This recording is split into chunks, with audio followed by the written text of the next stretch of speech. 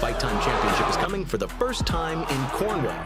On May 30th, FTC will hold its 13th edition and present local fighters from Cornwall, such as Hayden Castleman, Secora Oakes, Matt Doyen, and many more. Get your tickets now for the #1 kickboxing promotion in Canada. Tickets available, link in bio. I'm 23 years old. I actually started with just boxing in a women's only boxing class. And my coach, Frankula France, she introduced me to kickboxing. And she had invited me to join her in a class, a co-ed class, mixed.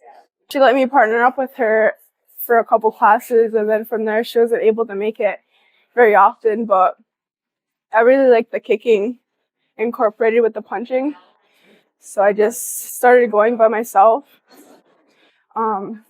It was right after the women's class, so it was easy. I was already at the gym, so I just stayed for another class. I didn't know anything about it, really. I knew boxing was just throwing your punches. I didn't even think kickboxing was a thing. I heard about it, just the title, kickboxing, but I've never really did my research on it until I initially entered the gym here. I saw the posters of people kicking, and I thought it was really interesting. It's a fight. No matter where you are, you're still in a ring. Whoever's watching is watching. Still an audience, doesn't matter where you are. It's stress either if they're there or not, so I guess it doesn't add on to the stress because it's still in the ring and they're nervous. Entering the gym, there's a variety of people. So it wasn't that hard. It's hard really finding females that are interested in the sport.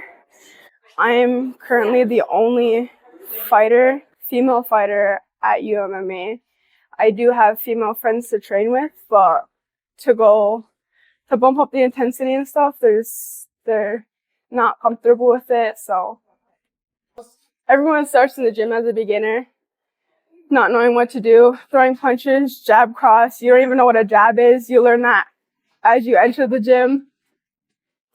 You can hear jab, cross, and you think you know what it is, but whenever it comes into action of throwing a jab and a cross, you need the form behind it, the technique, and it takes a very long time to perfect.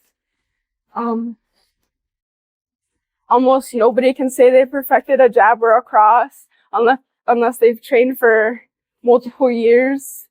I think that's it. I've been punched in the nose many times. It's still not broken. I get punched by men 100 pounds heavier than me. They know how to go light. You initiate the pace. Communication. You want to do touch sparring. You let your partner know if you want to bump up the intensity.